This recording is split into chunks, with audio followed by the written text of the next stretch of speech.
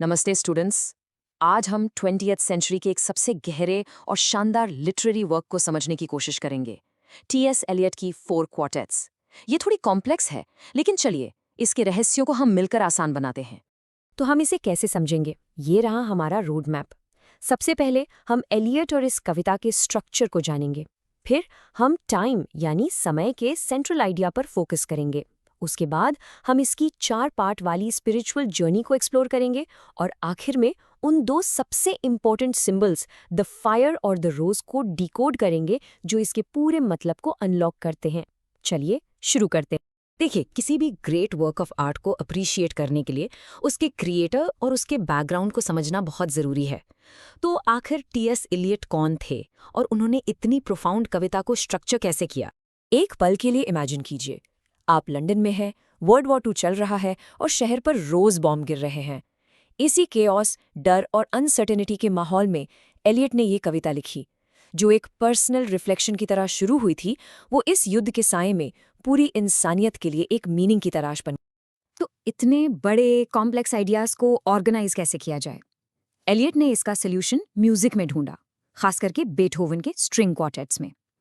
उन्होंने हर कविता को 5 मूवमेंट्स में डिवाइड किया, बिल्कुल एक म्यूजिकल पीस की तरह। ये स्ट्रक्चर सिर्फ एक रिदम ही नहीं बनाता, बल्कि हमें दिखाता है कि कैसे अलग अलग आवाजें और विचार आखिर में मिलकर एक ब्यूटीफुल कंप्लीट हार्मनी बनाते हैं। अब आते हैं इस कविता के बिल्कुल दिल में, वो सवाल जो इस पूरी रचना को ड्राइव करता है। टाइम क्या है? समय क्या है?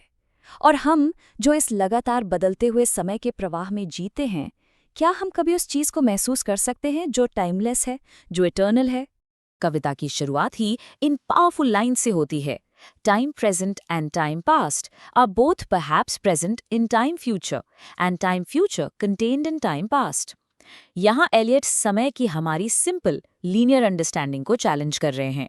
वो कह रहे हैं कि पास्ट, प्रेजेंट और फ्यूचर अलग अलग नहीं हैं, बल्कि एक दूसरे में गुंथे हुए हैं।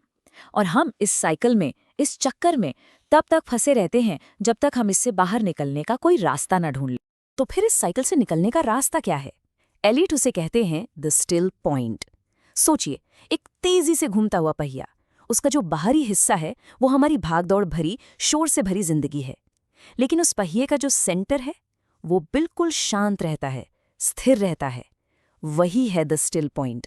एक ऐसा पल, एक ऐसा मोमेंट जहां हम समय से परे जाकर उस शाश्वत से, उस डिवाइन रियलिटी से जुड़ जाते हैं। तो सबसे ज़रूरी बात यह है कि हर क्वार्टेट इस स्टिल पॉइंट को पाने की स्पिरिचुअल जर्नी का एक अलग अलग स्टेज है। ये चारों पोएम्स मिलकर एक पूरी यात्रा बनाती हैं। देखिए, ये टेबल पूरी कविता का एक मैप जैसा है। हर कविता एक क्लासिकल एलिमेंट से जुड़ी है।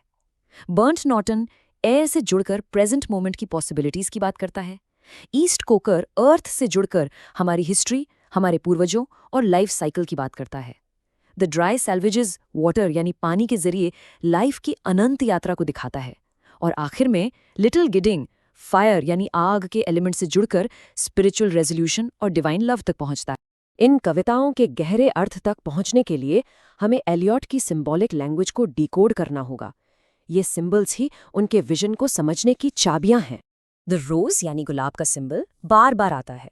शुरुआत में ये दुनियावी सुंदरता, इंसानी प्यार या किसी खूबसूरत याद का प्रतीक है, लेकिन जैसे जैसे कविता आगे बढ़ती है ये सिंबल ट्रांसफॉर्म हो जाता है और डांते से इंस्पायर होकर ये डिवाइन लव यानी ईश्वर के प्रेम का प्रतीक बन जाता है। ये एक ही सिंबल की अर्थली से स्पिरिचुअल तक की जर्नी है। आग यानी फायर एक और बहुत पावरफुल सिंबल है। इसके दो मतलब हैं। एक तरफ ये डिस्ट्रक्शन की आग है, जैसे युद्ध की आग, हमारे दुख, हमारी पीड़ा। लेकिन दूसरी तरफ ये प्यूरिफिकेशन की भी आग है, वो पवित्र आग जो हमें अंदर से साफ करती है, हमें रिफाइन करती है। एलियट हमारे सामने एक चॉइस रखते हैं, हमें कौन सी आग कंज्यूम करेगी, विनाश की या शुद्धिकरण की। और यही चॉइस हमें इस कविता के सबसे ब्रेथ टेकिंग कंक्लूजन तक ले आती है, जहां सारे स्ट्रगल्स, सारे सिंबल्स आकर एक हो जाते हैं। कविता अपने अंत की तरफ इन अद्भुत लाइंस के साथ बढ़ती है। We shall not cease from exploration, and the end of all our exploring will be to arrive where we started and know the place for the first time. इसका गहरा मतलब ये है कि इस आध्यात्मिक यात्रा की मंजिल कोई नई जगह नहीं है। मंजिल वही है जहाँ से हमने शुरू किया था, लेकिन अब हम उस जगह को एक बिल्कुल नई, एक एनलाइटेंड नज़र से सच में पहली बार समझ रहे हैं। और फिर आता है ultimate resolution. And all shall be well when the tongues of flame are enfolded into the crowned knot of fire, and the fire and the rose are one. ये इस पूरी कविता का क्लाइमैक्स है। एलियट कह रहे हैं कि दुख, पीड़ा, सफरिंग यानी आग और दिव्य प्रेम, आनंद यानी गुलाब दो अलग-अलग चीजें नहीं हैं। वो एक ही डिवाइन रियलिटी के दो पहलू हैं। जब आग और गुलाब एक हो जाते हैं, तभी सब कुछ ठीक हो जाता है। आखिर में ये कविता हमसे एक सवाल पूछती है, हमारी अपनी इतनी बिजी जिंदगियों में हमारा स्टिल पॉइंट कैसा दिखता है? वो शांति का, वो आत्मिक जुड़ाव का पल हमें कहाँ मिल सकता है? इस पर जरूर सोचिए। ऐसे ही और कंटेंट के लिए सब्सक्राइब करें। धन्यवाद।